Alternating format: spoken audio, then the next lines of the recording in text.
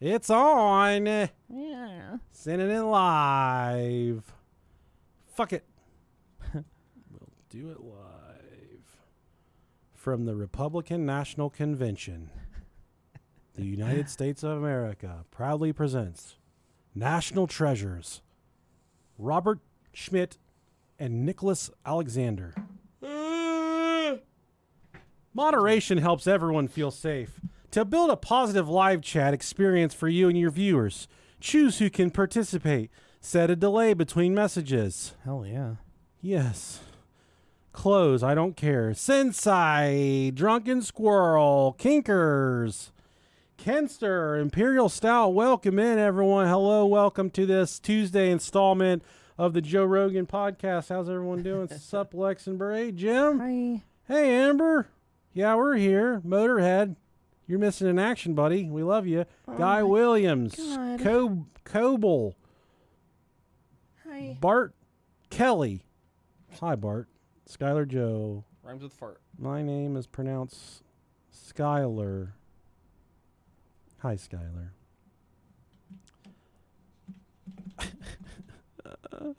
People are still requesting pictures of Donald Trump's dick. Hell yeah. Oh, yeah. Thanks, Mark. God damn. That's fucked up. Motherfucker doesn't even show his face in his goddamn icon, but still wants to talk shit about me. Yeah, dude, you coward. Mark, you want to French me, but you want to be mean to my girl over here. That's not fair. I'm a French kisser. I'm from France when it comes to kissing. So I'm all eclairs and beignets when I kiss. It's French style, baby. 62 days. You're absolutely right. You're right, Dustin. Cool. Let's get it going. God damn, we don't have a wide angle on there, dog. Keep him down. Keep him down. Need shoe sizes. I will not agree to that. Dustin wants our shoe sizes. Foreign women's. You can't fit my. I got wampus feet. They're fucked up. I got a tailor's bunion. It's 10.5 for me. no. Depend on the shoes. Yeah, that's what 10.5, 11. That's the size dick I wear. Okay.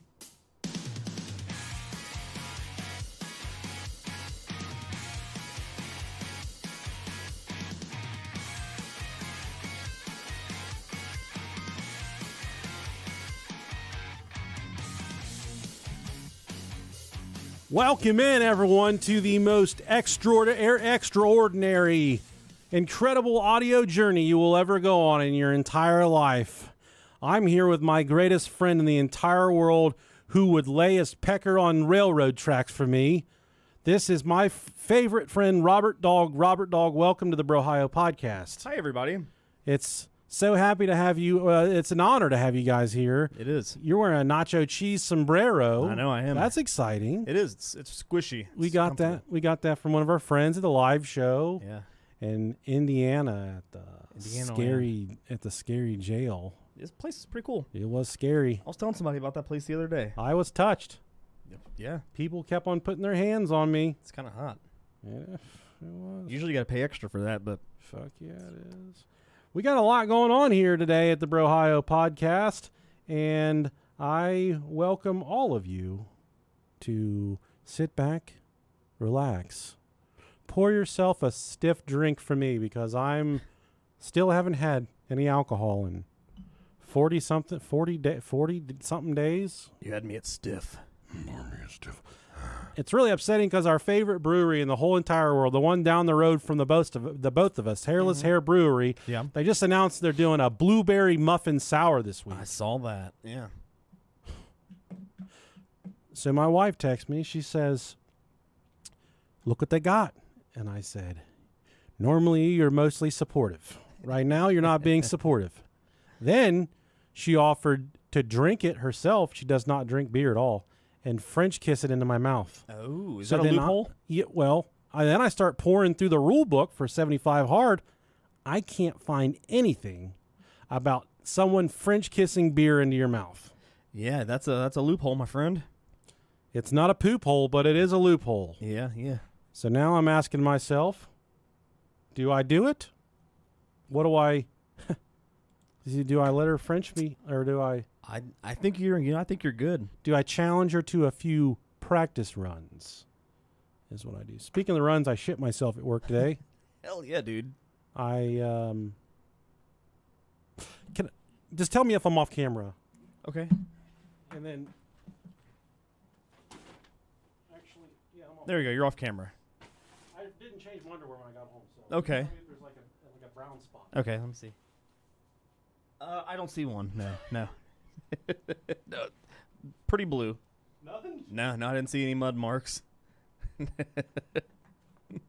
you're still good, man. It was just all in your butt crack.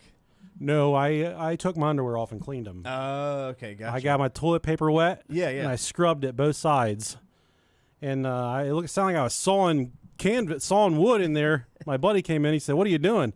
I said, "I shit myself." And he said, "You have Chipotle last night?" I said, "Yeah." And he said, "You told me that you were never going to have it again." And every time I go there, they say, they always challenge me. I say, "Give me some hot sauce," and they say, "Do you want a full scoop?" Yeah. And I look them right in their dumb fucking eyes, and I say, "Give me 2 full scoops." Oh fuck, dude. You're fucking playing with. And then when fire. they roll my burrito up, there's fire liquid squirting out the sides of it. And then I get home, my wife will say, "How'd you order it?" And I said, "Satan style, Sloppy. in the style of Lucifer." Yeah, man, it's too much of that. No matter what, it's not even all that spicy for me, but it still makes me shit my brains out. It's rough. It's a fun journey. Yeah. Happy to have you guys on it with me. Speaking of journeys, I closed a chapter in my life today. You ready to hear about this? You used real toilet paper, didn't you? No, that's a struggle. Fuck that, dude. Yeah.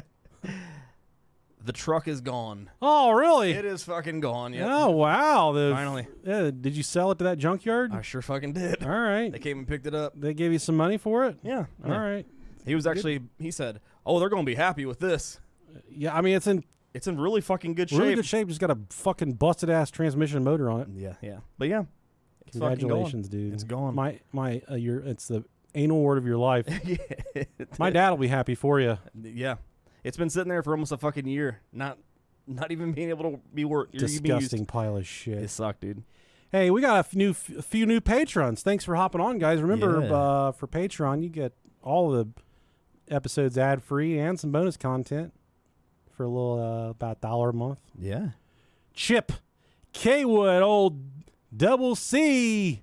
Chip C. Chip, man, we love you, brother. We're so thankful to have you here. Chip is such a cool name. It is. And that's what I'm going to take out of your fucking tooth if you get in my face as a chip. So don't even be pressing down on me with West Side Crips, motherfucker. So get out of my face. We love you, Chip. Yep. Next we got, I can't tell if that's Maria or Marla. What does it say? Maria. Okay, there you My font is really small on these for some reason. And then the last name is Lewinsky. Not Lewinsky, but Lewinsky. Lewinsky. Yeah. Maria. She's never had cum on her dress. That might be Marla. I can't tell. Listen, Marla. Maria, we'll call you Maria for the sake of it. It looks like Maria. If that's not right, Maria, write us a message and say, "You fucking idiots. You fucking dumb shits. You dumb dickholes. Fix my name." But Maria, thank you for being here. Thank you. Maria. You remind me of a West Side Story. You like Carlos Santana? Nope. Me neither. Quan Yunbi. He sounds like he's from the motherfucking... He's from the grass. He's from the Sahara. He's from the fucking... Yeah, dude. He knows all about everything. Quan, dude. You got to hit that shit when you're dancing. Hit the Quan. You know that one? Yeah. Hit the Quan. Quan, thank you for subscribing to the Brohio Patreon. Looks like you got a beautiful fucking rainbow-colored bird in your profile picture. Straight out of Wakanda. Thanks, brother. Yeah. Is that bird kiss French style? I'd like to know. I'd kiss it French style. Mm-hmm. Is it a bird? Yeah, it is. It is, isn't it? It's a bird or a ball sack. I can't tell. Either way, I'm kissing it. Next, we got Katrina Pacheco. I think that's a curse word. Her husband's a running back for the Kansas City Chiefs, Isaiah Pacheco. So hopefully she uses some of that rich and powerful Sultan money to subscribe to the Brohio podcast. That'd be great. Katrina, we went to high school with a girl named Katrina. She got crushed by an escalator at the airport. She died. Damn, yes, she did. Fuck. Sweet girl. She was, yeah. But you know what, Katrina Pacheco, you're here with us. And that's what's important. And if you work at the airport, I would call off tomorrow. It's just bad. Yeah, a little foreshadowing. Mm-hmm. Come over here. Hang out with us. Mm-hmm. We'll let the kids play in the sprinkler. We'll do heroin. Yeah, heroin's pretty cool. There you go. And last, we got one of the most recalled brands in American history, Purdue Chicken. You think there's like a whole ass package of chicken subscribed here, or what do we got going on? It's just Purdue Chicken, and she looks mad in her profile picture. You see that? I do, yeah. She looks like she's just here to tell us that we fucking suck. Hey, we've been told that plenty of times, and it won't, it's going to keep coming. Just like me. I am looking forward to the bad review episode. I'm scared of it. And I will say that if you give us a bad review now, I'm not gonna fucking incentivize you giving us a bad review now. I will not be adding any new bad reviews. That's not cool, man. So that means your only recourse is to leave a good review. Yeah, there you go, and that helps us a lot on if you leave us a favorable review on Spotify or Apple Podcasts. That moves us further up the algorithm. People say, "Oh, I want to learn more about why the Clintons have killed so many people. Oh, I want to learn about the tall, hot, blonde the murder story." Love that one. Or they'll say, "Oh, I want to learn about Colonia Dignidad." You say, "What?" Well, that's what you're going to learn about this episode. Hell yeah. After I give you this little... Actually... Oh, shit. We did a couple weeks ago, I said, if you want a naked picture of Donald Trump, just send us an email, Sure. brohiopodcast@gmail.com. We have an authentic naked picture of our almost assassinated former president and president-elect, Future president. Donald Trump. I don't know what's going to become of it. I have a lot of questions, and us being a conspiracy kind of driven podcast, I will say that the last thing that I heard is they knew this guy was running around for about 26 to 28 minutes before he fucking shot. Mm-hmm. This is my pep talk for the Secret Service. Guys and girls that can't holster your weapons, what the fuck are we doing out here? Let's get some radios. I am savvy in programming Motorola MT600 radios. They're about $400 on Amazon. Get me about 20 of them. I can program them for you guys, and that way you guys can bloop each other back. It's that simple. Yeah. You guys can make the sounds if you want, make it sound fun. Let's protect Joe Byron. Let's protect Donald Trump, and for fucking old time's sake, let's protect the Kennedy as well. Let's just protect our just them three. Let's just protect them. Let's protect everybody. It's wild, man. They got one fucking job, and then if they knew about it beforehand, that's rough, man. Sketchy, dude. Yeah. I don't know. Yeah. It's weird. I saw it and I said, "Oh my God. Oh my God." And I said, "Those big orange ears." Man, them following pictures that showed up afterwards, that was the most patriotic I've felt. It's gonna set the tone for the next several weeks anyways. You get shot in the ear and he gets up and he starts lipping fuck. I think if he could have chosen, if they would have said, "All right, Mr. President-elect, we're going to shoot you in the ear. Mm-hmm. When would you like it done?" I think he would have opted to have it done closer to the election. Yeah, you got to remember it. Because things go away with time. Yeah. And people will forget about this. The middle of July sounds perfect. They won't. I don't think they'll forget about it, but it won't be as fresh in November. Yeah. May the best candidate win. That's going to do the best for the American people. That's what I say.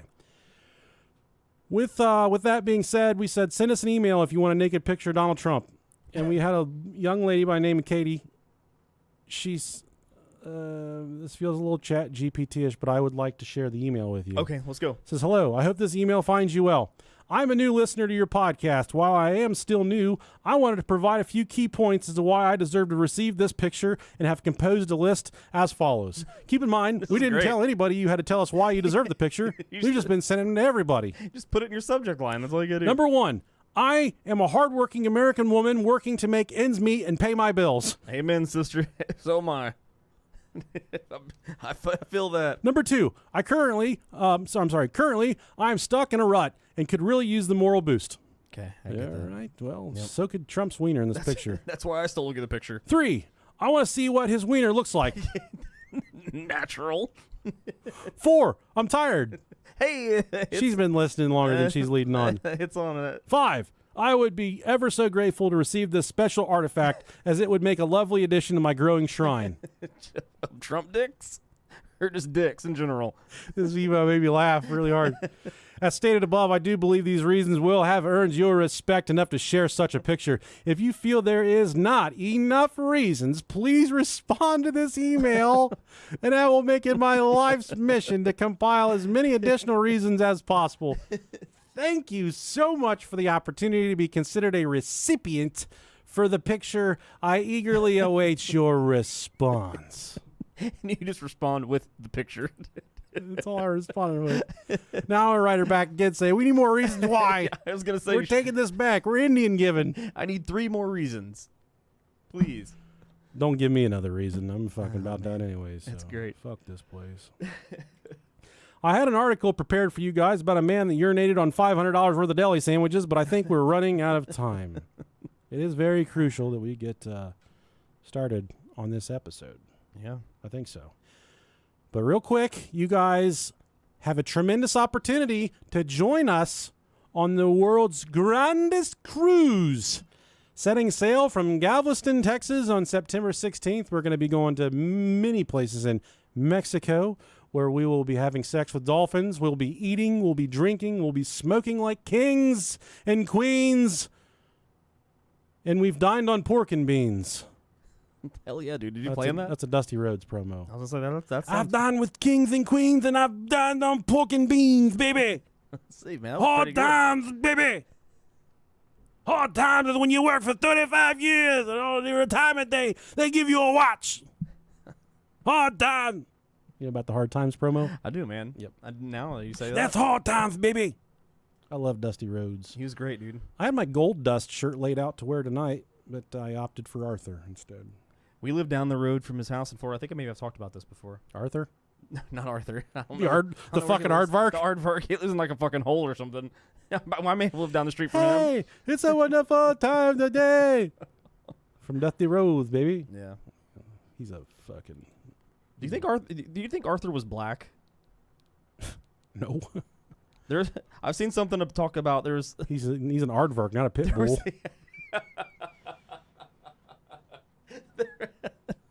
Buster was black. That's true. He on here?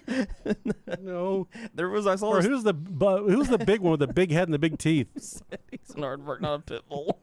God damn it. There was this guy on TikTok I was watching. This black guy. He was talking about how he thinks Arthur was black. I don't think so. And I'm like, you know what? He was making all these good points. I'm like, fuck. He might be. Maybe. Fucking Black Lives Matter.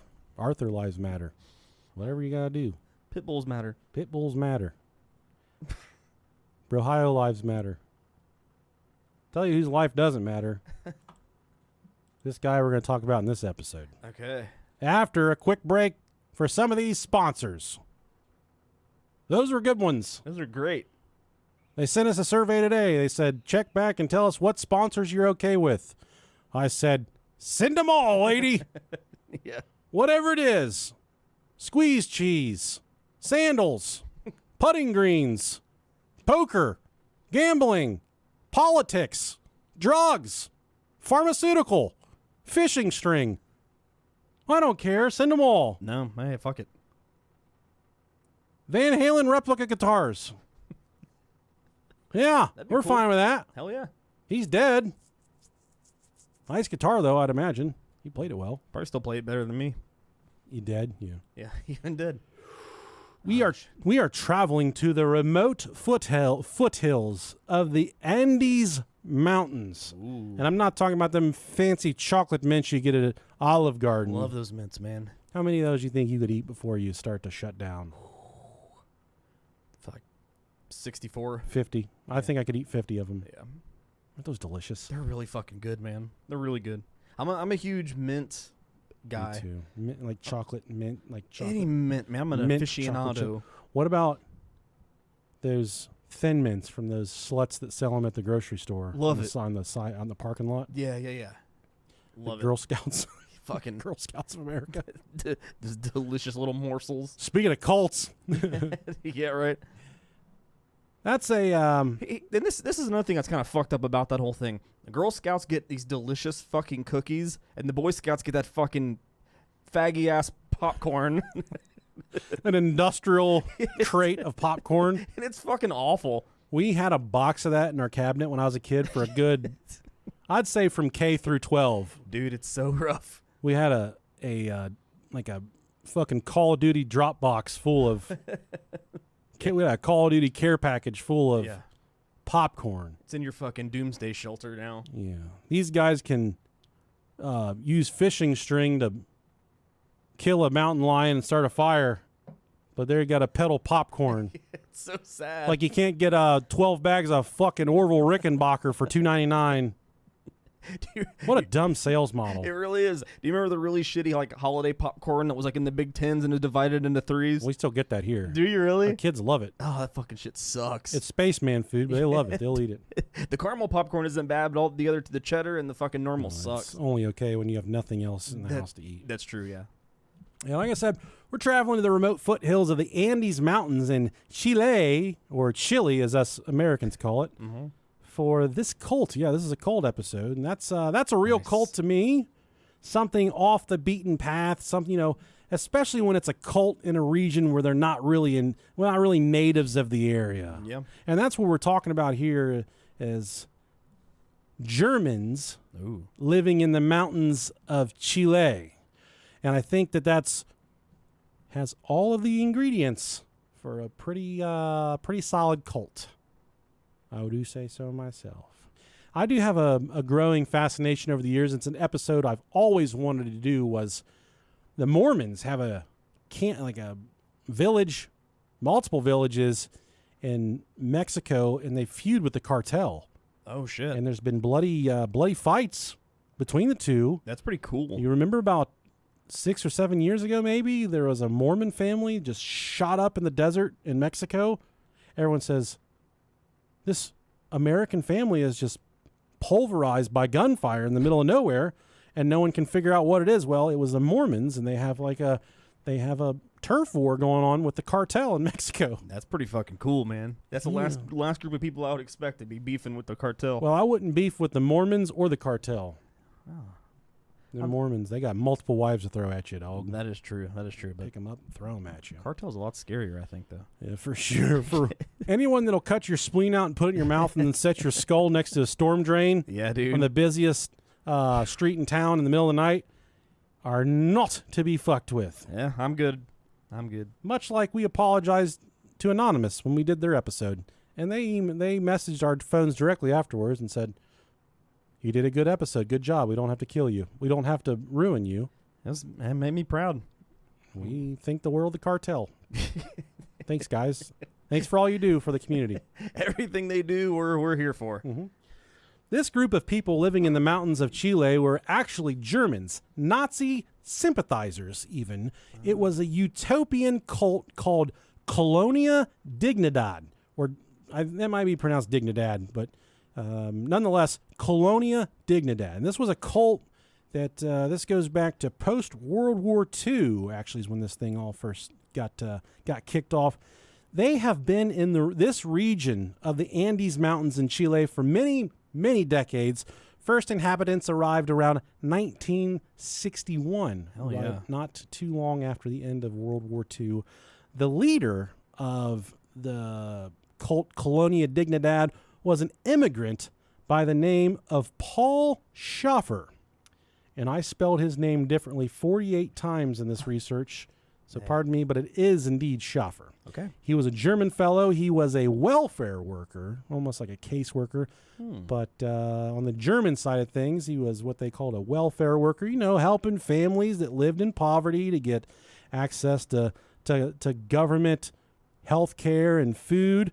Well, he was fired from that job in the 1940s for sexual abuse against children. Ooh. No charges were filed, but hey, the next best thing from here is let's go ahead and start a religious cult. Sure. And he actually I don't really have it in the research here, but I do remember reading it. He traveled around a lot after that, mostly as a heal. They practiced this I don't know, I wouldn't even call it Christianity. They really believed in healing. That was their thing, they were some healing ass motherfuckers. Okay. And people, they kind of fell for that shit. One of our favorite live shows we've ever done was our one about faith healers and how much of a fraud they are. Yep. And this would fall along those same lines. People fall in line with that stuff, and they blindly follow people they think can cure them of different ailments. Hey, I got cancer. Well, I've tried everything, so I'm going to try a faith healer, and they'll do anything that I can't imagine that I would blame somebody in that instance. You don't want to die. You're willing to try anything. And if you find a guy that says, if you suck my dick, I'll get rid of your cancer. Boy, I'm sucking some dick. Point me into the direction of that dick. Hey, I'll suck it right now. I don't even have cancer. Yeah, man, I feel the same way. Hell yeah, brother. I hope somebody out there has cancer. I'll do it for them. This group, Colonia Dignidad, they have about 70 square miles in Chile, and it's called a state within a state. They kind of got their own world there off the beaten path. They're known for their cleanliness, their wealth, and their work ethic. But that's how you can tell this isn't America, because 70 square miles is a state to them. It is, and that's a lot of. But this is a small religious cult. So 70 square miles. I guess that's true. That's a lot for just I'd say that barely gets you through Dayton. them goddamn holy rollers down the street. You say, oh, they got 70 square miles.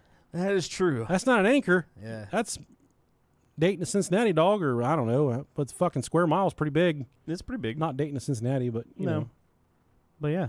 Yeah, that's a lot. I guess for that. No, if it was 1 square mile wide, yeah, you stayed on 75. That's 70 square miles, I think. I don't know. Let's lay it out. We'll do it later. We'll Hell walk it. We'll do the geometry. No, we won't. Whoa. We got a big moth. We got a moth the size of a pterodactyl in here. You got fucking pterodactyls in here. It's going to be throwing a really cool shadow on us. It will. So it looks like we're getting swan dove. There's more so now than back then, but there's a lot more integration now where the people of Chile blend with this religious sect or this cult. Okay. They work harmoniously, and I don't know if it's necessarily as much of a cult now as it was back then. We'll get all the nitty-gritty details of that as we go forward. There's a long dirt road that leads up to, let's say, this village. It has a guarded gate, and they have lots of military technology. I don't think it's like this now, but at the time there was lots of military technology that they used to guard this little, I guess, 70 square mile patch of land they had. But there was a off the beaten path dirt road that led to a heavily armored gate with guard towers, barbed wire. It was something else to try and get into this compound. The village itself of Colonia had modern apartment complexes, 2 schools, a chapel, several meeting houses, and a bakery that produced fresh cakes, breads, and cheeses. There were numerous animal stables, 2 landing strips, at least 1 airplane, a hydroelectric power station, and mills and factories of various kinds, including a highly profitable gravel mill that supplied raw materials for numerous road building projects throughout Chile. On the north side of the village was a hospital where the Germans provided free care to thousands of patients in one of the country's most poverty-stricken areas. Damn. So for a religious cult living on the side of a mountain in Chile, they had all these things. It's pretty impressive. That's a lot of stuff. And there's one, I do want to draw attention to the hospital. The hospital was their major way of making money. They had a hospital on the border and the border of their property and kind of where like Chile was. Mm-hmm. So they would treat all of these poverty-stricken people, or people that were poor, couldn't afford health care. They would take care of them for free in the hospital that they staffed there. And in return, the Chilean government would give them, they had nonprofit status, and they would dump funds and money into the hospital to help take care of their people. So this cult, I know it doesn't sound very cultish right now. You guys are thinking, well, they're just taking care of poor people in the middle of nowhere. They sound pretty, that sounds pretty Jesus-ish to us. Yeah, pretty upstanding.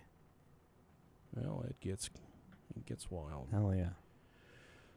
The journalists that I got this research from, they did an article back in 2006, I believe, and they said 2006 was kind of after the kingdom had fallen at this point.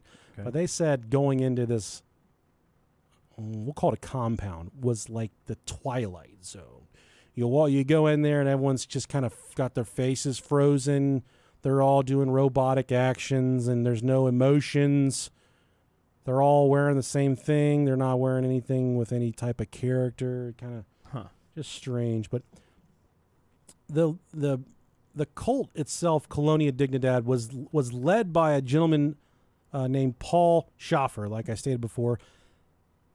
There was never really any media access given to the colony except once in 1981. They took the camera crews through this media that they allowed in, and it was a picturesque Bavarian lifestyle. Unbelievably clean, women in white aprons baking, teenage boys plowing fields for planting, children playing in lakes, carpenters building chairs for the local schools that couldn't afford them. They took the camera crew to a petting zoo on the way out, and they let them feed the fucking owls.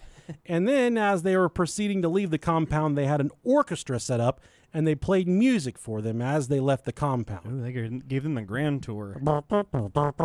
Yeah, it's Bavarian music. I don't know what that sounds like, but I imagine it's that song when fat people walk that Peter Griffin, you know what I'm talking about? Yeah, I do. I know we've played that stupid stuff on this show before. No, I'm sure we have. Yeah, that's It's time again. Fuck it, let's fucking play it. Roll that beautiful bean footage, Family Guy. Tuba.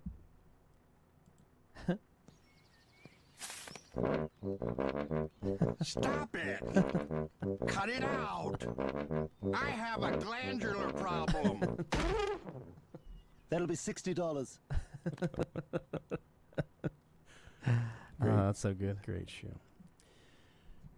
I would say that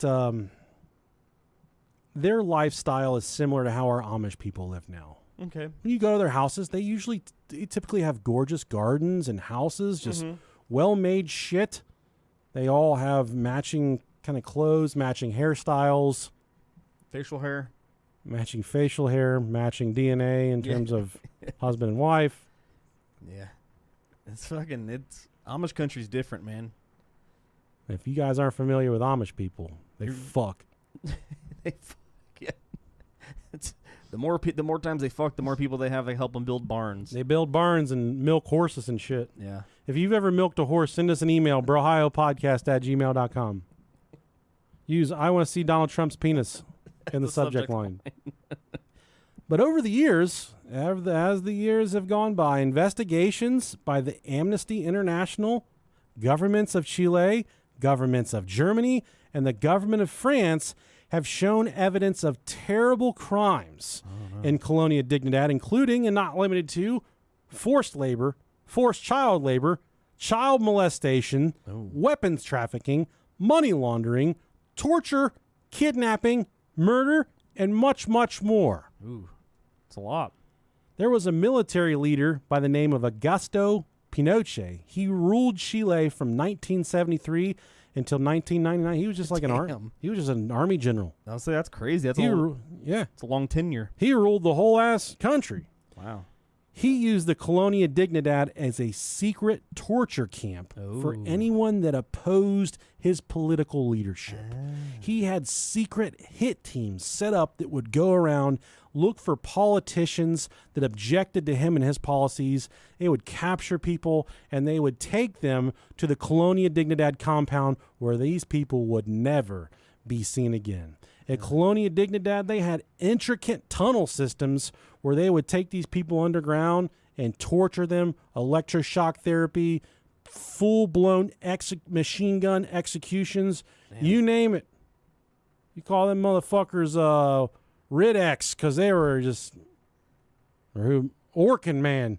They're exterminating people, man. Sounds very like North Korea-ish. It does, but that shit's happening now. It is now, yeah. Let's dive into a little more of the inner workings of this cult. The pilgrims, as they were called of this cult, the people that actually lived there, they referred to their supreme leader, Paul Schäfer, as the permanent uncle, was the nickname they gave for him. That sounds a little bonerish to me. Yeah, I think I've seen that porn. If I had a guy named Permanent Uncle, you would just always know that he's got a hard dick on him. Oh, yeah, dude. That dude's coming to lick my butt. His followers in the cult were very eager to please Mr. Schäfer, and they relied on this whole entire religious sect, or this cult. It all relied upon fear and confession. Every day, confession. Paul Schäfer, confess your fucking sins to me. All the things you've done wrong to me and the people around this village, you confess. There were small groups, large groups, but always, they had to confess their sins to their supreme leader, Paul Schäfer. The cult was divided into groups by age and gender with their own flags and insignias.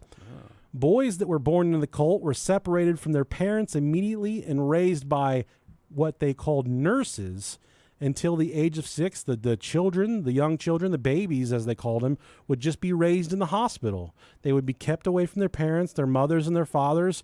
They would just be known as the babies, and they would be raised in the hospital there, and they would never get to meet their mom and dads.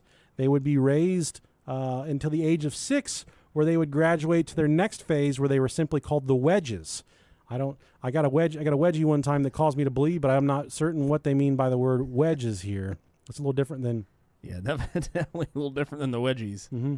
We used to... My brother and his friends, they would give me wedgies and hang me from the doorknob. Ooh, People think that stuff doesn't happen. That fucking shit happened to me, and I was too short to touch. Is your ass bleeding? They used to give me like red, abrasions on my sack and shit. Oh, damn, on your balls? My goocher. Yeah. All on my grundle. What's it called? The perineum? Perineum. Perineum. There we go. Paradigm. Yeah. It would turn it all into sandpaper, man. Oh, that's the worst, dude. Mm-hmm. After the age of 6, they would move on to, at the age of 15, they would go into the Army of Salvation. At the age of 30, they would become an elder servant. The girls, and then eventually they would go into like a type of senior citizen program. But the girls, they had different stages called the Dragons, the Field Mice, the Women's Group, and the Grannies. These were all different. The Grannies. Sign me up for that granny shit, dude. Hell yeah, dude. That's a popular one on Pornhub. Yeah. No, thank you. Look that up. See what that's going on. They had an odd living style. They lived in dorms, sometimes 6 or more to a room.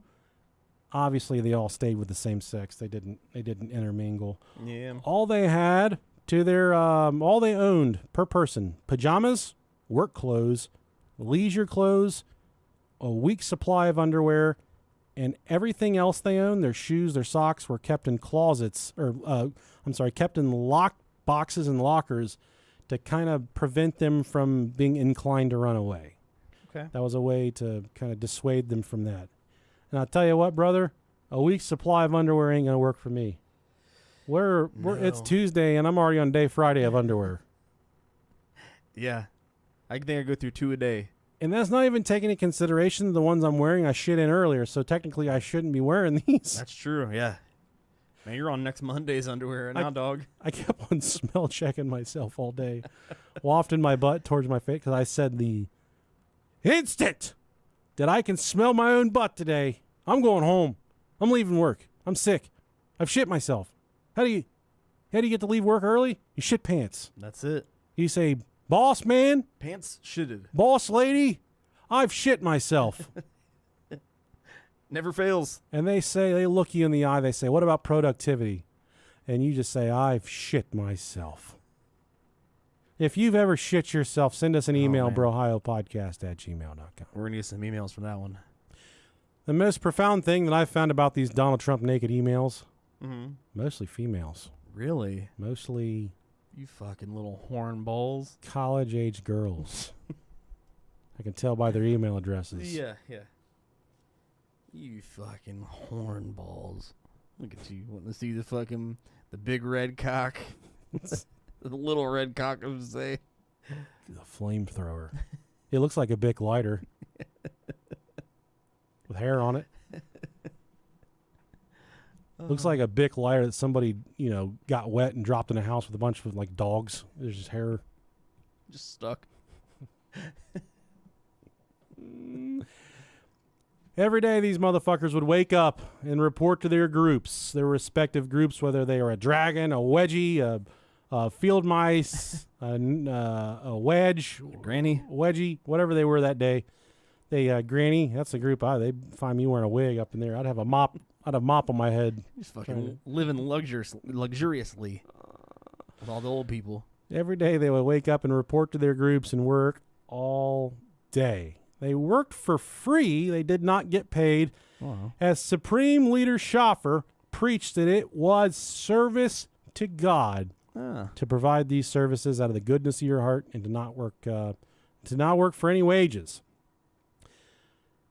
I touched on it once before, but there was a charity hospital on the grounds. A lot of them worked there. They did different things, whether it was, worked as an orderly or as a janitor, or as a nurse.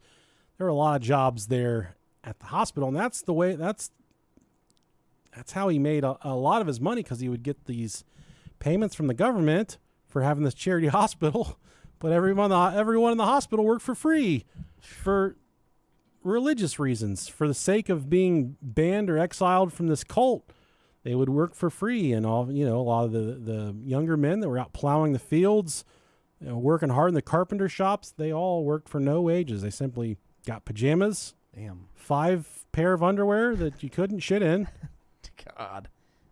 Fucking working the fields, that's all I'd be doing is shitting in them fucking things, dude. Just imagine a swamp ass. You fart, dude, and it's just game over. It's off, dude. Yeah, man. That's bad, dude, when you're sweating so much that you fart and you're like, I don't know if I've shit myself or not. Yeah, it's the fucking worst. That's what I did today, because it was a little swampy walking into work from the parking lot, and I farted, and I said, well, that fart's wet. And I don't know why I did this. I pushed my jeans up against my butt, just as a quick way to test. Yeah. And all I did was push the poop into my body. Oh, no. Well. A little wet spot. It wasn't poop. It was a wet spot. Yeah. Chipotle hot sauce. Dried it up, man. Double scoop. That'll do it. If you want to shit yourself, just do. That's the secret recipe. A little more about Paul Schäfer here. He was born in 1921 in Germany. He tried to join the SS Nazis. Ooh, fuck. He tried to haul Hitler all the fucking way to the bank, buddy. Damn. But he could not. He couldn't join the SS Nazis. You know why? No. He, when he was a young boy, he was trying to use a fork to untie his shoes. He slipped and stabbed himself in the eye. What a fucking idiot. That's why this episode's called the One-Eye Nazi Cult. Oh, she stabbed himself with a fork. He had to get a glass eyeball from then, which I think's disgusting. Oh, why would he be pulling the fork towards his eye? I want to know how fucked up them shoes were that he's... Dude. I think I have done that before. Use a fork to untie shoes. I'm sure I have too, but I would never pull it upwards towards my fucking face. Paul Schäfer did, and he lost his eye. I'm a fucking moron. Hitler got one sniff of that, and he said, I'm not having any fucking cripples join my Nazi army. Yeah. And he wouldn't let him join. He told everyone around him later on in his life that the glass eye was a war wound, which was absolutely not the case. What a fucking liar. He was a liar. Stolen valor right there, brother. He was trying to untie his clogs or whatever they wore there in Germany, 1930. He fear mongered and ruled this religious group or cult by saying, quote, if 2 are gathered, they are under the devil.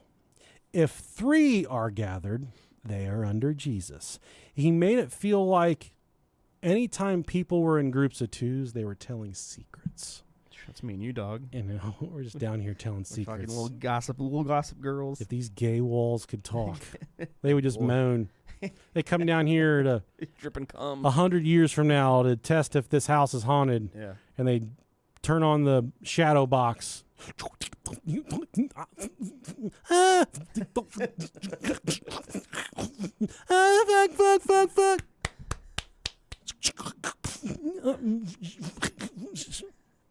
That's pretty good. That was my shadow box. Yeah, that was really good.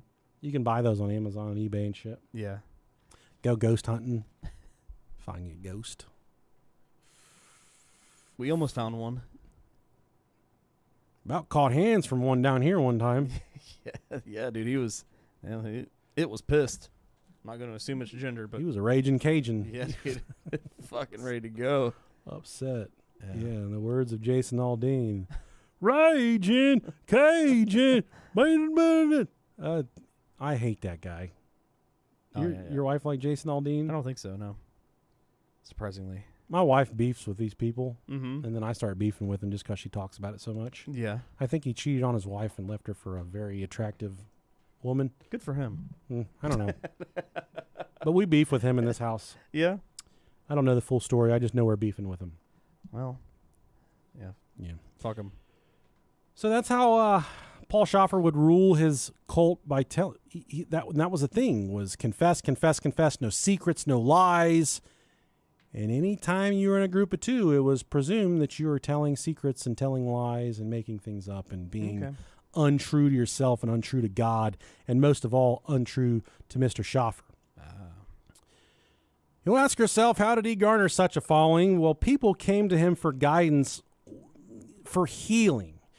Okay. And I would have to...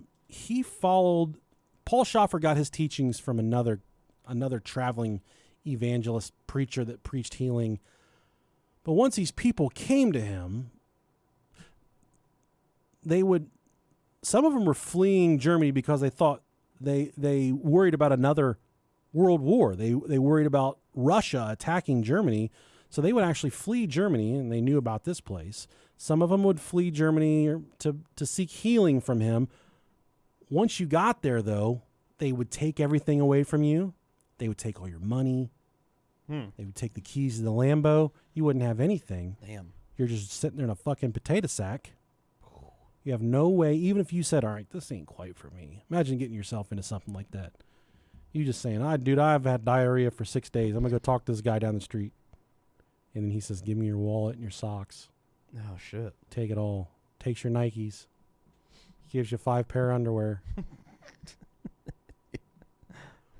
Every day, all he'd give him for breakfast was toast and jelly. I mean, I could deal with not having a lot of food, but only having 5 pair of underwear, dude. I'm going to mess them real quick. You got any more of them undies? Mine all have poop in them. I started licking my lips when I read toast and jelly when I was... Dude. I fucking love toast and jelly. It's so good. A little butter. Some Waffle House. Not that regular butter. I want that hydrogenated vegetable spread, the shit that'll kill you. Yeah. I want that country crock. Because when I'm done eating all that fucking butter, I want to eat a bowl of Fruity Pebbles out of it. I want to cannibalize that bowl. Fuck with that, man. You ever eaten Fruity Pebbles out of an empty bucket of country crock? I haven't. No, man. It's the essence of being alive. It's truly the highest you could ever feel. It sounds fantastic. Or your tricks, your cereal of choosing, whatever. Reese's Puffs, whatever you want to put in there. You can. Me personally, I like Frosted Rice Krispies. Those fuck. My favorite cereal of all time. Your Rice Krispie treats those were up there for me. Rice Krispies are good, but they make frosted Rice Krispies. Yeah. Back when we were kids, there was a thing called Rice Krispie Treat cereal. Mm-hmm. It was chunks of Rice Krispie Treats. Like clusters. It was delicious. And you put a big old fucking cup of cow tit milk on there. Dude. And you guzzle it, God, chug it. Fucking hit so hard. Hit harder than old dad hitting mom. Remember that dude your mom married used to beat the shit out of you? That was the reference. It hit harder than him. We were talking the other day. We were talking how we had spaghetti. And my brother was like, remember when Dad used to always throw spaghetti at Mom? God, what a fucking shitty situation growing up. Did he throw sauce on it? Fuck yeah, he did. And he made her clean it up afterwards. There's race on. She'd be on the phone with her dad, and he'd be fucking splashing beer in her face. Yeah, how disrespectful that is. It's fucking just Sounds wonderful. Dude, it was fucking awful. That dude's lucky he never fucking crossed me the wrong way. I wasn't there for that, but that kind of like I'm like fucking that dude was wild, man. Fucking throwing this. Someone fucking hit me in the place with some hitting me in the face with some fucking Mamma Mia. Dog, I'd be pissed. Some old ragu, some old world style. He said Some Prego. He said there was fucking sauce on the wall for months. I laugh now, but fuck. Got some of that fucking ragu old world style. Got it on Mom's face. Fucking handful of spaghetti right at her dome. God. Handful of fucking Aldi's. Yeah, it was Aldi's tomato sauce. It was called Ragoops. That Pregno. That New World style, man.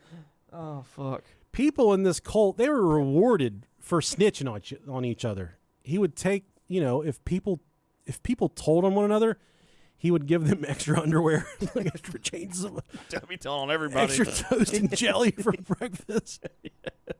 You'd give them whatever. You'd give them extra stuff. They get little bonuses for telling on people. I would just be walking around just dressed in all the underwear. Yeah. They'd be like, oh, God, he's got it like that. I'd be like, hey, Jeff was jacking off last night. He's shaking the whole dorm. Walking down the street and just nothing but underwear. And be like, sir, Nick down the road was, I saw him touching a sheep. Yeah, my guy was eating the boogers. He was eating his boogers. Can you do that in a cult? Can you eat your own boogers? Yeah, I would assume. You just can't eat somebody else's. Yeah. You can pick your nose, but you can't pick your friend's nose. There One you of those go. kind of deals. Yeah. Yeah, like I said, people were rewarded for telling on one another. There was even a large blackboard on their way to lunch, and they were encouraged to write down the names of people that had sinned over since the day before.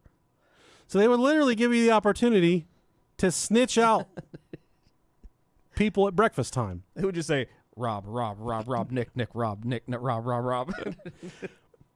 At breakfast, Paul Schäfer would stand at the front of the chow hall with a microphone, and he would make all the people on the blackboard stand up, and he would make them confess to their sins at breakfast in front of everybody. Damn.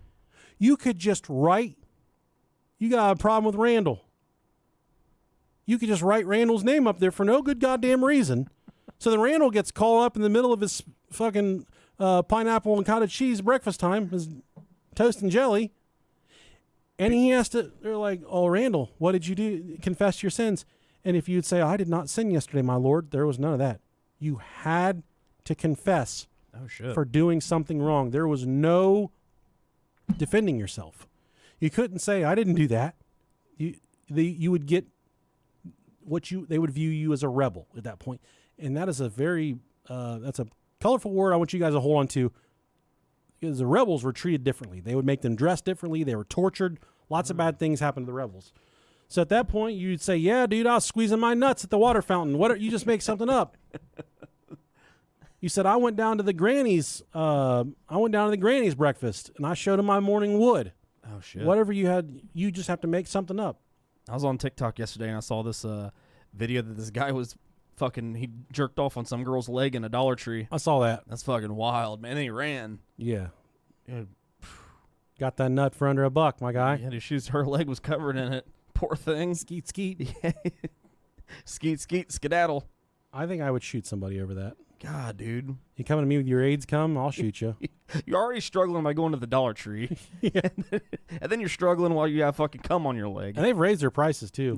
It's the $1.25 tree now. Mm-hmm. To prevent men from temptation, he made the women dress in bags.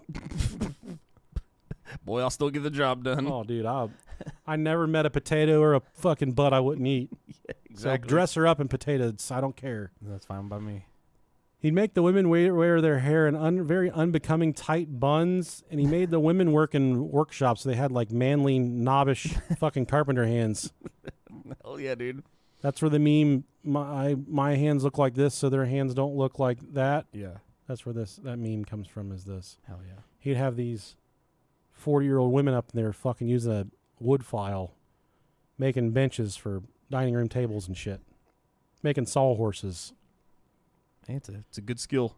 They all look like that power hitter from A League of Their Own. Oh, Just yeah. homely, rough. Like the fucking pigeon lady off Home Alone. Mm-hmm. Try to make them all look nasty. Yeah. Tell you what, that wouldn't dissuade me. No. I like a woman that can grip it and hit a double into the gap. Like a good mustache. I like a good thick mustache. Good bush. Look like you just went down to United Dairy Farmers and got a chocolate malt, drink it with no straw. Yeah. Come back at what? Oh, baby. baby girl. Some of these men would say, we desire companionship. We want wives. We want to help procreate because this cult would die out if they did not make more people. Yeah. So then the supreme leader Schäfer, he would say, okay, I'll set you up. I'll get you a wife. And he would trick, they call it sexual roulette. He would do arranged marriages, and he would take these younger guys and he would pair them with old women that had already gone through menopause and couldn't make children. So then it was just like they were spinning their fucking tires. Damn. Not only is that thing got some dust on it, but she's dressed in potato rags. Yeah. And that's how Schäfer would dissuade these men from being tempted to have sexual relations with these women. Schäfer did this, I already touched on this. He would pair the men up with these old women, but somehow some of the women would sneak around and they would still get pregnant. If the women did get pregnant, they were kept in complete isolation away from they were instantaneously moved away from, we'll call it G-pop. They get taken away from general population, and they would be forced to live in isolation. Damn. Away from people, no contact with the outside world until they gave birth. After they gave birth, the child was immediately ripped from their grasps and taken to the hospital where they were raised by nurses until they were 6 years old, and these women would never know their children. Wow. Yeah, and that's awful. There was a documented about 60 births in 30 years from 1975 through 1989 there in this religious cult. Wow. Colonia Dignidad. Schäfer would also go on to build a small militia to defend against the Russians. And I touched on it earlier in the episode. Some of these Germans living in this colony, they were so terrified of the Russians because they were still dealing with the fresh wounds of World War II that they were so just engulfed with this thought that the Russians would drop a nuclear weapon, that the Russians would kill them, that's the reason they ran from Germany, is to come here to live, so they were kind of out of the reach of the Russians. It's so strange how he did this. He used this fear to kind of govern these people. He said, yeah, the Russians are out there and they want to kill you. So he built this militia to give this idea to the people that, yeah, the Russians are around here. They're looking at you. They want to hurt you, but I have this militia and I'll protect you. But there was really no one. They were in the fucking foothills of the Andes Mountains. There was no one around. Yeah. Especially Russians. That's how he would rule by fear with this militia. But this militia, they had guards and observation posts equipped with shortwave radios, telephones, binoculars, night vision equipment, telephoto cameras, and they would use them to scan the landscape for intruders. They would also take propaganda commercials that were aired during World War II, and they would splice them all together, and they would show them on loops on the televisions there in town to make it look like the Russians were indeed attacking. So these people are like, oh my God, oh my God, oh my God, the Russians are coming, the Russians.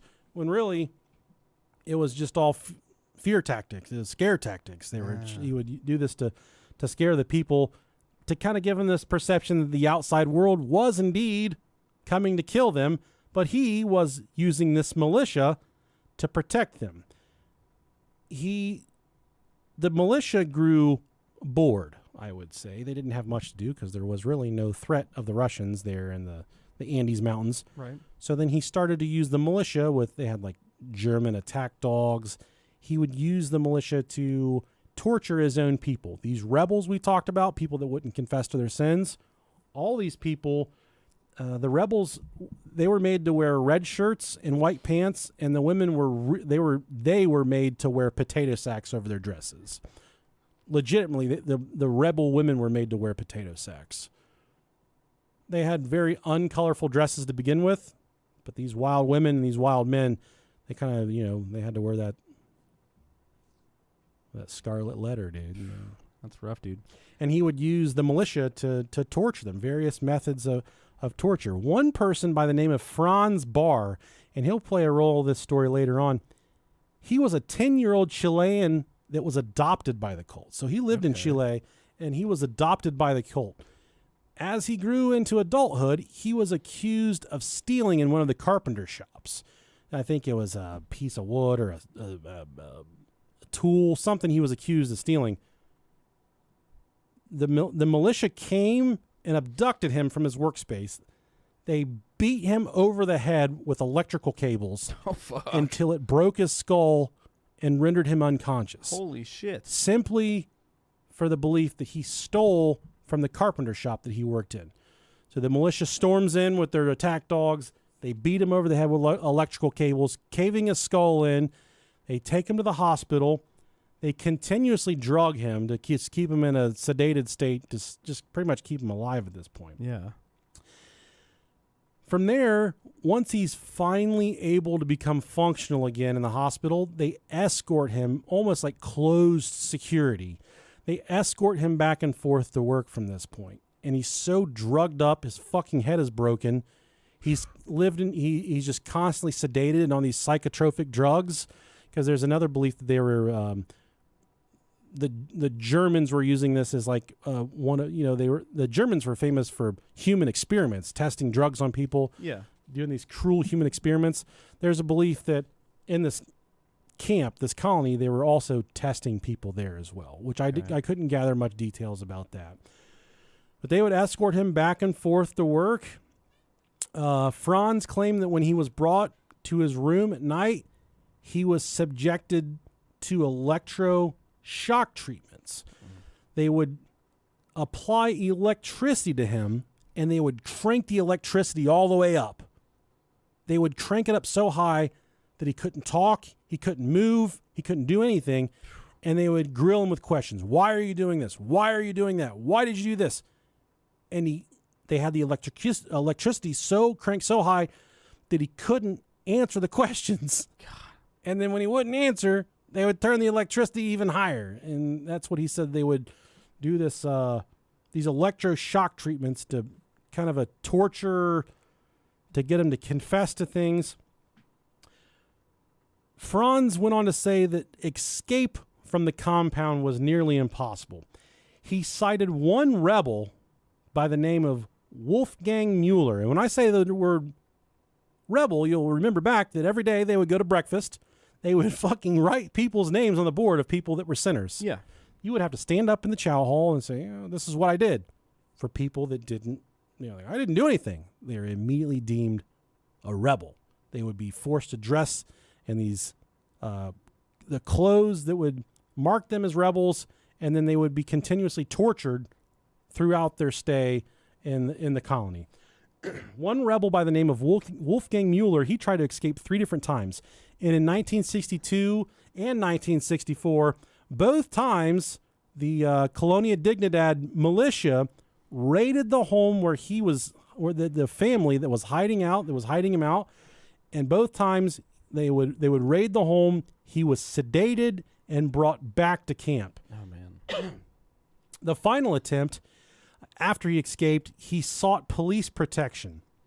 The militia was still able to locate where he was hiding at, and they responded to his location, and there was a fist fight, like a large gang fight, between the local police forces and the Colonia Dignidad militia, Shit. in which the police force was actually able to hold off the militia. And this guy, Wolfgang Mueller, he actually escaped back to Russia after the militia came the third time and tried to take him back to the colony. This is where it starts to get really fun. Okay. Paul Schäfer, he had what he called sprinters. Oh, shit. They would, these sprinters would do all of his bidding. They would do all of his errands. They would do all of his running around. Say there was someone far off on the compound, they needed to go get him for something. These sprinters would go to the location and deliver messages, bring these people around, drive them to all the different locations. Then it started to get but the sprinters were all usually younger boys, you know, that 10 to 18-year-old range. Okay. And the tasks that Paul Schäfer had these guys doing got progressively weirder. So it went from going to get people to he was having them tie his shoes, make his bed, fold his clothes, do his laundry, help him out shaving, all these different weird things. And then he started to force the boys, we'll call them, they were called sprinters, but we'll call them the boys. He would force these young boys and teenagers to wear uniforms. You remember that all the other guys, they just wore like Amish garb or whatever. Yeah. He would make these young boys wear elastic band gym shorts. Okay. Yeah, see where we're going. Yeah. Got some fucking bussies busted open. I see. Oh, man. Paul Schäfer would also create almost like a crib, you know, like a side sleeping bed that attached to his bed. That's fucking weird. And the boys would be allowed to sleep with him at night on this little side sleeping bed. Gay. Fucking fruit bag. And a lot of the people that lived in this cult said that they were subjected to sedatives and that they would be forced into unwanted sexual relations with Paul Schäfer. Fucking did that Bill Cosby to These him. young boys and young teenagers. Gotta fucking hit him with them motherfucking quaaludes, dog. Got him, and then he would rape them. He Yep. would fucking rape their butts. Fuck. I mean, where are you going to rape a 17-year-old boy? You titty fuck him? That's true. No. I don't know. Some of them you probably could. You're going to anally take him. It's provocative. You're going to take his rectum. Fucking rectum. You're going to wreck his rectum. Wreck his rectum. If you've ever had your rectum wrecked, send us an email, brohiopodcast@gmail.com. Ooh, yeah. Another fucking weird thing this Paul Schäfer thing did. You'll remember these people were all from Germany. Santa Claus is a very popular figure, and he's almost more popular over there than he is here in America. Mm-hmm. So all the kids, every year, the kids like, Santa Claus is coming, yeah, we're so excited. One time, Paul Schäfer, he'd had enough of this shit. So he started telling all the kids, he said, I know that tonight Santa Claus is going to be traveling next to our village on the river. He's going to be on a raft, and he's coming by, and he wants to say hello to all the kids. And he's really excited to see all you kids. And all the kids, yeah. They're excited they get to go see Santa Claus. Yeah. Well, off in the distance, they see Santa Claus on a raft standing up. Oh, he's waving. He's waving to all the kids. The kids, yeah, Santa Claus. Paul Schäfer pulls a gun from his hip and starts to opens fire on Santa Claus on the raft. Holy fuck. On the water in front of all these little children clamoring Oh, my goodness. for Santa Claus. The story doesn't go into great detail whether he killed the fake Santa Claus Wow. or if it was like a visual stunt. But in the research, it says he opened up fire on the Santa Claus on the raft. Santa Claus fell off the raft, and Santa Claus was never seen after that. Shit. And after the kids are like, oh my God, fucking Santa's dead. Paul Schäfer told these kids, There goes that. I'm your new Santa Claus. My birthday is such and such date. I can't remember when it was. So then all the children were taught to treat Paul Schäfer's birthday Oh, my goodness. as Christmas because he was just like that Christ figure, that Santa Claus figure. That's what he enforced there in Colonia Dignidad after he killed Santa Claus on a raft. Wild, dude. Which we all know, Santa Claus on a raft, that's sketch anyways. That's true. Yeah. I just wonder if he used a white Santa Claus or a black Santa Claus. culturally appropriate Santa Claus. Yeah. Which one he used, I don't know. This is a very odd thing that he did to Santa Claus by killing him. They started to believe that they were running out of space on their religious compound, so they started to expand. There was a chapel right outside their property. It was a nunnery. They had priests and nuns there, and they started to they tried to light the chapel on fire. They pretty much just tried to overthrow this chapel. They surrounded it in barbed wire. When all the nuns would go to sleep at night in this chapel, they would shine bright lights through the windows, and then eventually they made like these films of women dressed up as nuns having sex with priests. Ooh. And they would give these videos to the nuns inside the chapel to just like inflict this type of mental fucking rape on them. Yeah. And they eventually just burnt the chapel down. Damn. And overtook the land, thus expanding like they wanted to. So they were kind of running roughshod here. Ooh. And we talked about this general earlier, Augusto Pinochet, the right-wing military general. He seized power of Chile, and he started to use Colonia Dignidad as like this torture camp. Okay. I talked about it earlier where he would kind of send these people there, opposers of him. He would send them there to this colony to be tortured. At least 45,000 people were detained for interrogation during the reign of Augusto Pinochet. By the end of 1 year alone, over 1,500 people alone have been killed. Damn. By this religious compound, Colonia Dignidad. Let's see.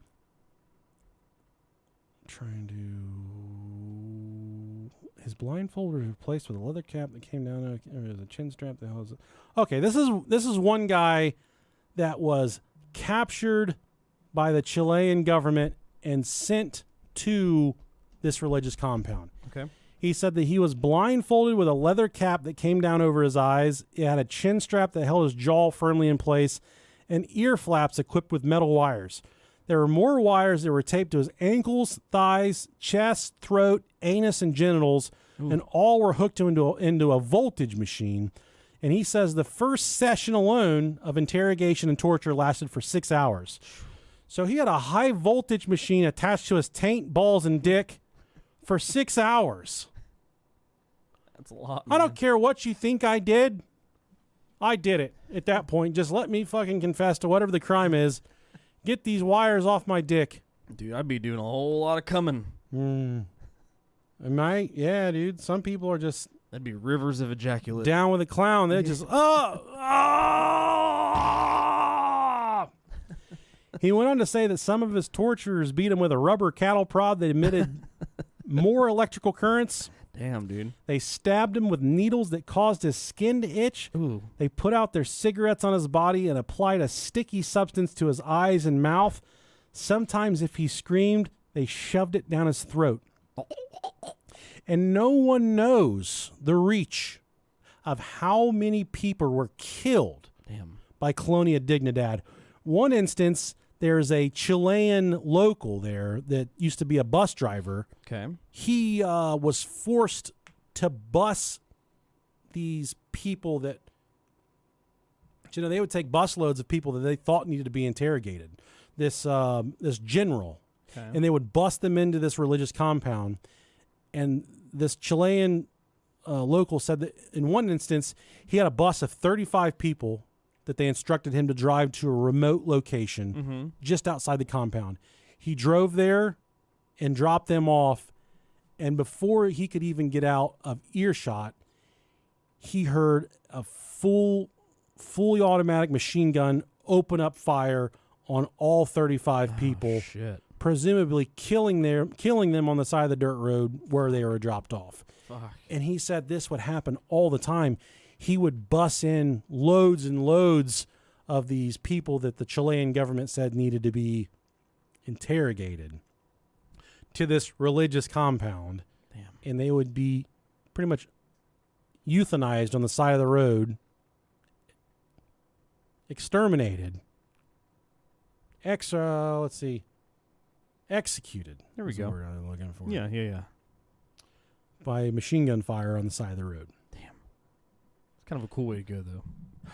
Yeah, I guess. I don't want to do it. I mean, I don't want to go either way, but Now, after this General Pinochet, after his reign was over, the new leader of the Chilean government, Patricio Elwin, he had a fucking boner for Paul Schäfer. He knew that this guy was a fraud, that he was killing people, that he was raping children. He was pretty privy to everything that was going on here, and he immediately invoked financial sanctions against this Colonia Dignidad. He revoked their charity status. He revoked all their funding for the hospital. nice. Pretty much trying to bleed them out, take all their money, and that was his first order of business.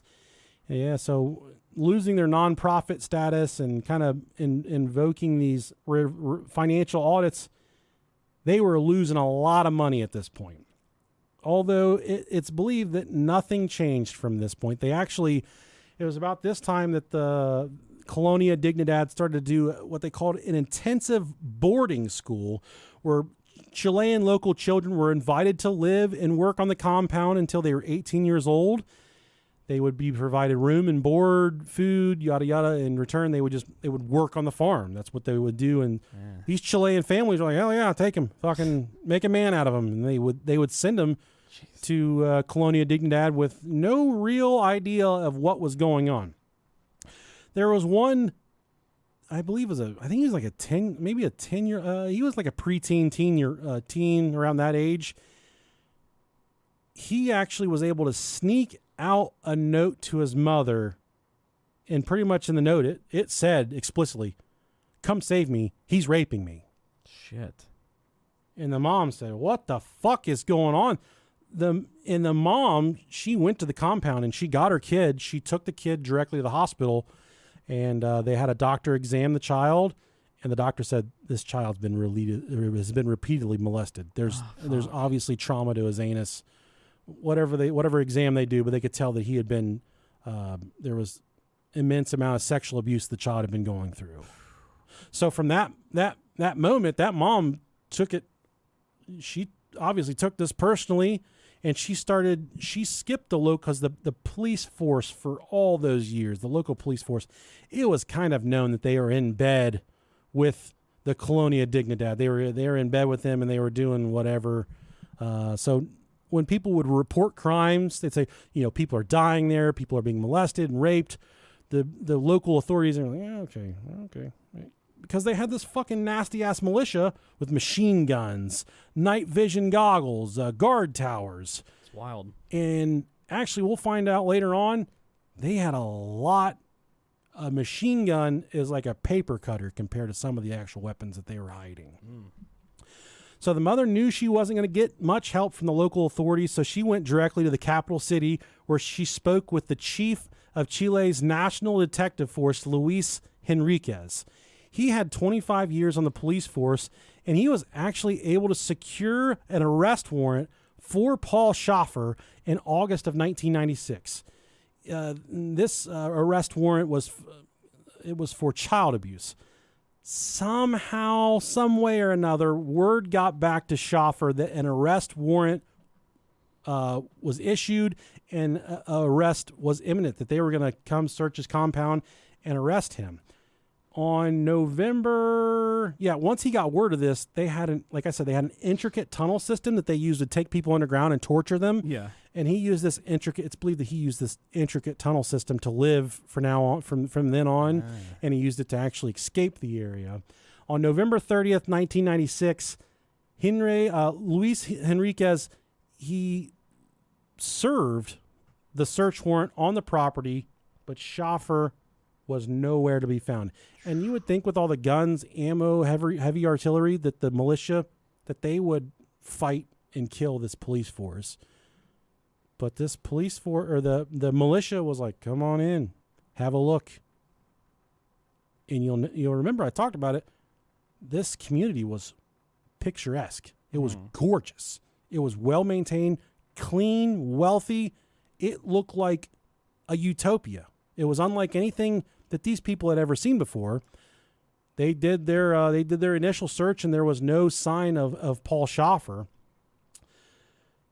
The police that raided the compound that day, they said that all of the residents of the community, everyone, they seemed like brainless zombies, just wandering around, almost like they didn't have a brain in their skull. And that was very strange for all the police that raided the compound that day. They would go on to do 30 more raids over the years, 30 more search warrants and raids that were searched over the next however many years, and each raid produced no sign of Paul Schäfer. Damn. No one knows when Paul Schäfer actually left the compound. It's said that he probably likely fled to Argentina around 1997. Okay. About a year into these raids and warrants. He was supposed to be arrested and put in prison, but they couldn't find him. So we'll flash forward to July of 2005. That's around 10 years later. Yeah. There was one warrant that was served. They found stockpiles buried, military weaponry all around the property. 3 different locations. They found 92 machine guns, 104 semi-automatic rifles, 18 anti-personnel mines, Damn. 18 cluster grenades, 1,893 hand grenades, 67 Holy fuck. 67 mortar rounds, 170 kilograms of TNT, and an unspecified number of rocket launchers, surface-to-air missiles, and telescopic sights. Holy fuck. Holy shit. And they're just making chairs and fucking workshops. Is That's what they're crazy. They're running a charity hospital. Fucking stocked up, dude. Oh, these guys are ready to go to fucking war. Yeah, they are. Damn. But yeah, now we're going to go back to 2004, okay? So this 2004, that would have been 9 years after the search warrant, the initial search warrant. There was a TV journalist by the name of Carola Fuentes. She, of all people, not a police detective. Love her work. She's great. Powerful. Yeah. She's a babe. Yeah. A TV journalist by the name of Carola Fuentes. Great cars, by the way, Corollas, they're great. Yeah.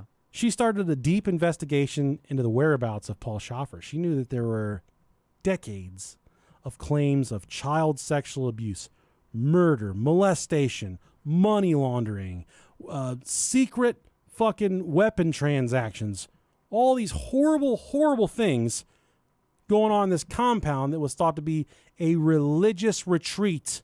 The Colonia Dignidad was said to have been this place for peace and prosperity.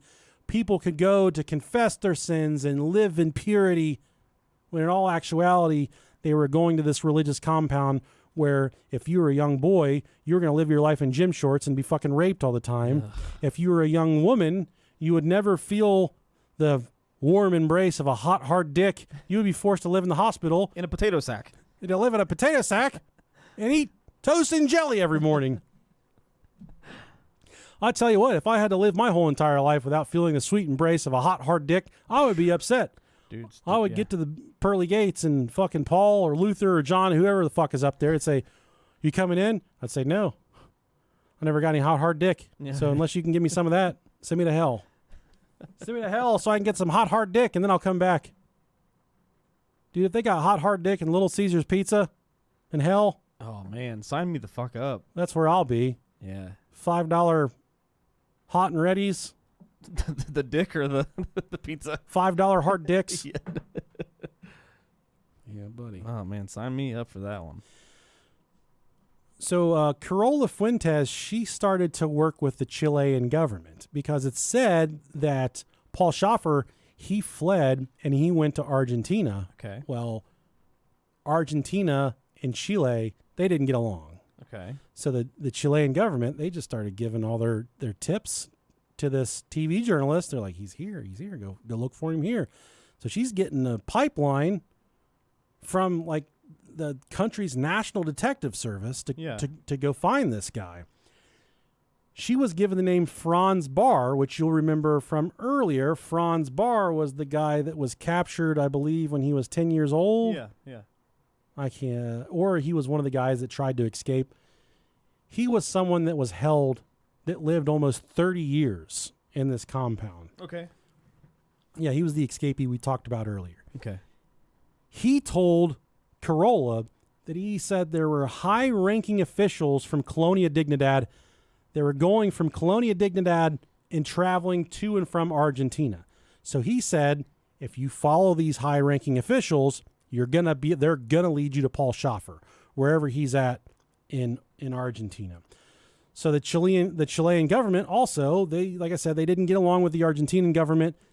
So they started to pipe all of their information to this TV journalist who was she was allowed to operate autonomously in Chile and in Argentina. Okay. So she was actually getting a lot of traction here. She was able to do good work there and in Argentina. She was working in both places to find Schäfer.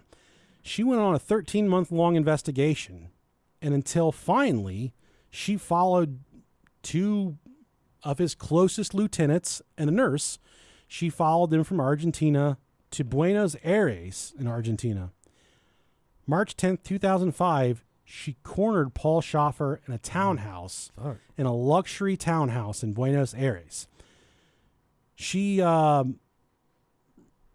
summoned the local SWAT team there in Buenos Aires, where they sent a 24-member SWAT team to sit outside of this luxury townhouse for almost a whole entire day awaiting a search warrant. Once the search warrant was issued, they busted into the townhouse, and inside they found three of his three closest German lieutenants. Ooh. And they found two women, presumed nurses. They say they were bodyguards and nurses or lieutenants. They didn't really say. But like Franz Barr had predicted, there in a bed, dying, frail, old, was none other than Paul Schäfer. So they located him there in that luxury townhome. He was located in that townhouse, old, tired, dying, frail, old, fucking stinky nuts. Dry. They're powdering him to keep him dry and shit. Bed sores, rolling him over, wiping his ass. He was, nonetheless, the SWAT team, they arrested him, took him into custody, and the Chilean government and the Argentinian government, they worked out a deal, and he was extradited to Chile, where he would have to answer for all of his atrocities and all of his crimes. On the 24th of May, 2006, he was extradited. Before that, he was extradited back to Chile aboard a military transport plane several days after his arrest and placed into maximum security prison in Santiago.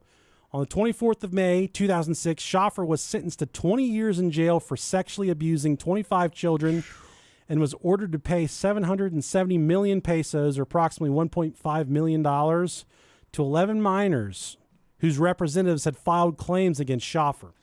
Schäfer was found guilty of 20 counts of dishonest abuses and 5 counts of child rape, all committed between 1993 and 1997.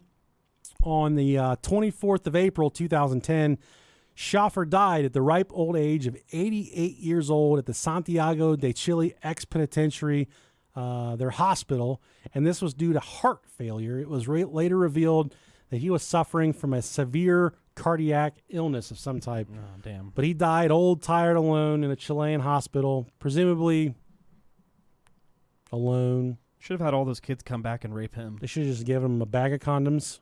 Yeah. Said, fuck the life out of this old man. Fuck him till he can't. Yeah. Fuck him till he can't even make any more noises. That'd be cool. Don't pull out. Yeah. Nut in butt. Make him pregnant. Make him come. That's one of my worst. That's one of my worst nightmares. Is just like a gang of ruffians breaking into my house and just raping me. Mm-hmm. Just like 7 or 8 guys. Yeah. What I would do if that ever happened. Mm-hmm. And I would just make really loud cum noises the entire time. What would you do if you did cum though? Like, I wouldn't tell them. Would that make you feel gay? I wouldn't want them to go back to their gang leader and be like, "We did it, boss. We raped him, but he wouldn't stop coming. It's everywhere. So we don't think we hurt him. We're gonna go back tomorrow. We're gonna go back for good measure." He had a tight ass on him. God, it felt good. That boy was tight. Hairy, but he's tight. Speaking of tight buttholes, Joe Burrow shaved his head. I saw that. Yeah. How do you feel about it? I'm gonna tell you why it's good. He has great hair, so it's kind of a bummer. But no, whatever he wants to do, Fucking Says it right here on my arm. do it, Joey B. Cincy. Yep. I'm a pledged Bengal. Yep. You're I got- branded. I'm branded. Yep. I'll tell you why I like him shaving his head. Tells me he's laser focused, like Yeah. a monk. Sure. Dress him up in a potato sack and drive him out to Colonia Dignidad. Yeah. Make him eat fucking toast and jelly for a week. He's laser focused. Yeah. He's so laser focused on football. He can't even be bothered to brush his own hair. Think he's giving up pussy? Yeah. Yeah. Dude. I think he's just going to get hand jobs exclusively from the guys in the locker room. Hell yeah, dude. I mean, him and his girlfriend broke up a few months ago. Okay. Dude, imagine how she feels. Dude, They've been together for a long time. that dude's a puss magnet, man. He is, but I've heard that he makes people sign like NDAs when they're around him. You can't be around him unless you sign an NDA, which makes sense. I get that. I make people sign NDAs when they're around me. I do that too. Yeah, we're hanging out with Pete tomorrow. I'm gonna make him sign one. For sure. Jersey Pete's signing one, 100%. Yeah. Love that guy. Yep. And I have kind of disappeared from social media, so if you guys are looking for me, I am okay. I'm just taking a mental break from everything. I'm perfectly fine, A little gay. but I'm ran ragged by the social media world. I told Rob one day I was tagged around 60 times on Facebook. No exaggeration. Yeah, it's crazy, man. 57 times. I just said, what am I really getting out of? Like, I appreciate people thinking of me, but then I look at Facebook and it's always people complaining this and that. It's rough, man. Yeah. Occasionally someone will be like, oh, I had a baby. Here's a picture. I love that. Here's a picture of my dog. I fucking love that too. Mm-hmm. But then you get at people. Oh, I'd say what sent me over the edge are people posting videos of fireworks on the 4th of July. That was my breaking point.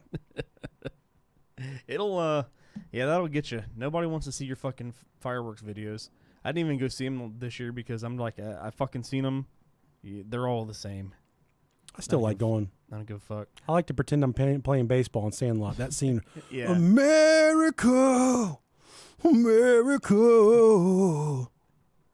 My wife felt some way because none of the kids wanted to go see him, but she was like, oh. Russian spies. Yeah. She's just like, oh no, they're all the little things that I used to do with the babies, they're gone. Yep. That's not happening anymore. That's Yeah. all, I told these guys to get in the fucking van. We're going to the rec center and watching fireworks. Yeah. Try and take that away from me. Yeah, my kids are a little older than yours, but We should let them fight it out. Fight it out for Ohio supremacy hierarchy. that'd be cool. See who gets to take over the show. Yeah. I do hope one day we can hand this down to our 2 oldest kids Wouldn't that be fun? who have absolutely nothing in common and don't speak. No. I'm sure the chemistry would be fucking insane. Cooper, who lives like a fucking raccoon and doesn't come out of his room, and Yeah. I will say that Emily's a lot like me. She kind of over the top. Sure. That's Carter, so We get Carter and Emily. that'd be fun. They could fuck some shit up. Yeah. Sophie's really bad. She's bad. She would be good as well. Yeah. She'd be like the Hawk Tuah girl. I would be so ashamed. She'd say dumb shit to get her. Yeah. That's how my youngest 2 are, man. They just say stupid off the wall shit, but it's fun. Paisley doesn't have a YouTube account. I let her use YouTube on my phone when I'm Mhm. monitoring it sometimes. Yeah. She's like, can I make a short? I was like, yeah, I don't care. So she's over at the dining room table making a short. And today I look and I got notifications on YouTube, like likes and shit. I open it up and it's her short. And I click on it and it's her doing a face reveal. Like she's like this. She's super famous. She's a mysterious YouTuber that's had her face hidden all these years. She's doing a face reveal. I haven't talked to her about it yet, but I'm gonna talk to her. What are you hiding from? Crazy thing happened, man. She was at the pool the other day and she slipped and she hit her shin. Mm-hmm. It took her to the hospital because my wife thought she hurt her shin bad. Yeah. Got an X-ray. The doctor comes back and says, "Well, I got some good news. Where she hit her shin, there's nothing wrong. It's just a contusion, a hematoma." Mm-hmm. Oh, thank God. But about 5 inches further up in our tibia, right below her knee, her leg's broken. And it's been broken for about 4 to 6 weeks. My wife calls me. She says she's had a broken leg for 4 to 6 weeks. She's had a broken leg for 2 months. You think it's from like gymnastics or something? I don't know, but the strangest part is not a word from her. Yeah. No limp. Yeah. No, oh, I'm sore. No discussion of, oh, maybe she's having growing pains. No, nothing. And the doctor said, I got no idea. She's pretty much healed, though. You can still see the break, but it's healed. And she's like, oh, I don't need to give her restrictions. And the doctor said, do you have a trampoline? And I said, yeah, we do. And she said, this looks like a trampoline injury. And I think back about 3 to 4 weeks ago, I was on the trampoline with her.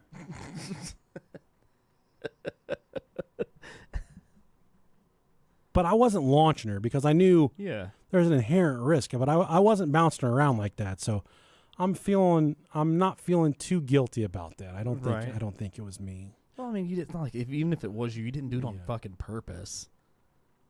No, I would never break my child's leg on purpose, Robert. Because that's, I mean, that's my copay. You can not theirs. It's mine. You can feel bad for a second, but I mean, it's not like you fucking beat her with a baseball bat. Not yet. No, still time, plenty of time. All right, guys. Well, I appreciate you tuning into this episode of the Brohio Podcast. We had the best time, and I feel like this is a topic not covered by many. Yeah, I would think so too. And seldom do we pull stuff out of our hats that's not been covered by many anymore. So, Colonia Dignidad, tell us how you liked it. Send us an email. Comment in the YouTube section. Write it on Spotify. There's a little thing after the episode. How'd you like this episode? Right. Say it sucked. It's fucking stupid. Whatever. Say fuck you too. And we'll fuck you too. Fuck YouTube. I'm just kidding. Yeah. We love you guys. Love you guys. Thank you so much for listening. Bye. Cult Chile. Fuck. All right, guys. On the YouTubes. Thanks for tuning in. I want some chili now. I still need a size for dick flops. I'm not wearing dick flops. My wife will kill me, but I wear a size 10. Owen, thanks for the kind words, man. Oh, Junders. Yeah, appreciate it, man. I think I've lost around like 80 pounds now. Hell yeah, dude. It keeps on coming off of me. Yeah. I'm ejaculating it all out. It's like 75-ish pounds. My wife got really upset with me and how obsessed I was with the scales, so she hit them all. So I don't know how much weight I've lost now. Damn. I get on the scale at the gym, though. Yeah, you got to. Mm-hmm. Weigh my cock first. I will say, since I've started drinking a lot more water, that it helps with my flaccid dick. Okay. That makes sense? Yeah. Whereas before, when my dick was flaccid, it would look really sad. Yeah. But now when it's flaccid, I'll pull it out on her. I say, whoa! Pull it out like a switchblade, dude. Lasso it. Yeah. How's this look? Yeah. It's because I had a gallon of water today. Had a 1G of water. That'll do it, man. So if you guys are looking to have better looking flaccid dicks, That water dick. That wet dick. just a hog full of water. Yeah. You can do it, guys. I believe in you. We believe in you. Tell us about your water dick. We'll talk to you guys soon. All right, bye, guys. Bye.